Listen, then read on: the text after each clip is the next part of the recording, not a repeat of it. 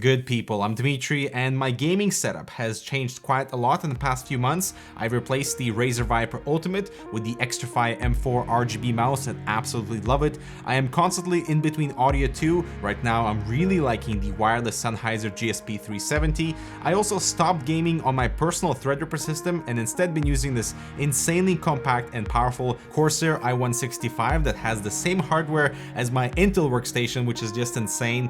But the one piece of the puzzle that actually hasn't changed in the past 2 months is the keyboard. This is the Razer Huntsman TE.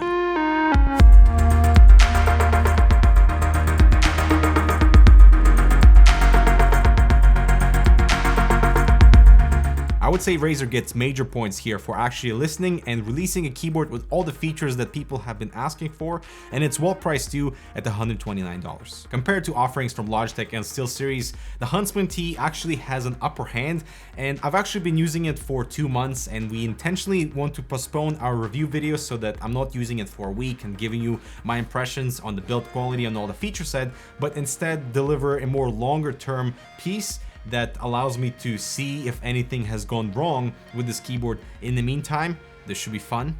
Let's begin after this. Want to step up your airflow game? Look no further than the Masterfan SF120M from Cooler Master, featuring a damping frame designed to ensure stability, a connected fan blade designed for optimal cooling performance, and an anti-vibration motor that ensures better acoustics. It's very simple to install and it comes with 3 fan speed controls. Check it out down below.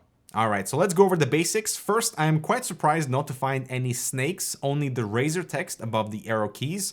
The frame itself is surprisingly light. It's mainly plastic with a thin metal plate below the keycaps, which are floating style. And the first thing that I appreciate here is the standard bottom row with MX stems on the switches for easy keycap swapping and customization, something Logitech refused to do on their latest Logitech G Pro X keyboard. We have a Type-C connection with a braided long cable only on the left side, again awesome for custom Type-C cables. And at the bottom, the dual height adjustment is always nice, but the keyboard with these extensions is not as stable, especially on the mousepad surface. The keycaps are double shot PBT, and that coming from Razer surprised everyone. They are slightly more grainy and matte texture compared to what Ducky offers, but really solid keycaps overall. They are a bit lighter in color than the frame, so they're more dark gray than black, and these are so much better than what Logitech and SteelSeries offer at the same price. So no glossy fingers, even after months of usage. Plus, no more gamery font. It's a slightly bolder and larger font versus the Huntsman Elite. It's clean, it's easy to read, except the font size for the top right keys is just too large and looks kind of awkward spanning the entire keycap. However, there are many keys with uneven lighting caused by these black injection molding at the bottom, and it's honestly not a deal breaker as brightness is quite strong, vibrancy and color is beautiful, and while the secondary characters on the F keys are not illuminated, they pop just fine in white. Now what we have under the hood are Razer's new linear red optical switches. They are incredibly light at 40 grams, actuating at 1 millimeter, so super fast, with total travel distance of 3.5 millimeters. So they're light, super fast, and smooth. There is no metal on metal contact to register the keystrokes since they're optical, so the entire movement up and down is clean, effortless, loud when you bottom out, and is rated at 100 million keystrokes.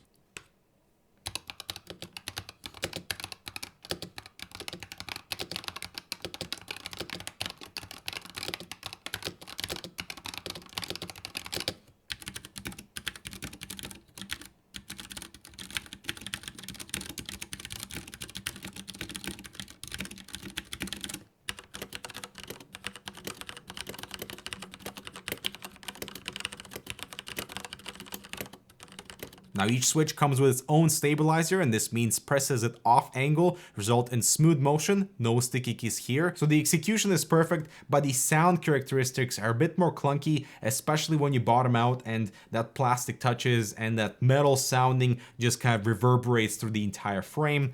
It's not that pleasant.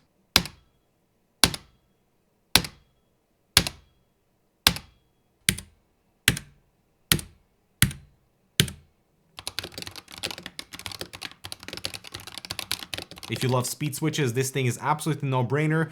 The actuation point is high and the switch is very light. It's one of the reasons why I've been using the keyboard for so long, just to try to get used to the feel while in-game and for text. For example, the weight of my fingers would press into the key without my attention, either activating Shift, Spacebar, or pressing A, and this doesn't happen with my MX Browns from Ducky. Secondly, typing errors in the first 2 weeks were annoyingly common. I had to develop new finger memory for more precise keystrokes during text input, and fast forward to now, I am perfectly comfortable with the weight and the speed of the switches. This is my gaming keyboard of choice for CSGO and anything casual.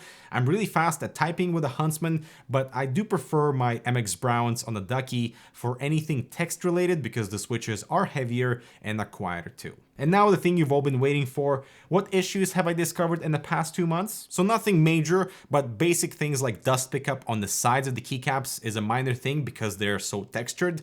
My Alt key is starting to wear out at the front edge, and no one in this household likes the sound of this keyboard, including myself. And at least 4 times that I can remember, I have accidentally activated the sticky shift key by pressing it 5 times. And that has resulted in multiple frustrations, not realizing what was happening in game where I'm walking without pressing shift or doing something really strange in Photoshop.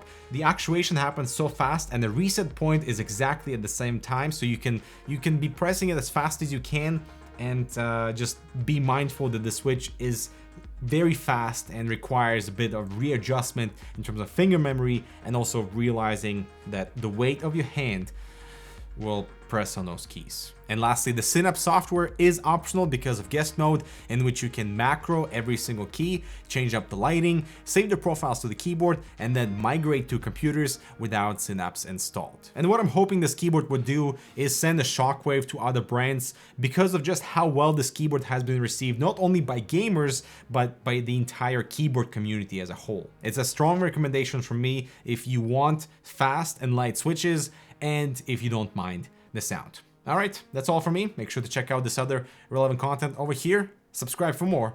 I'll talk to you in the next video. Whew.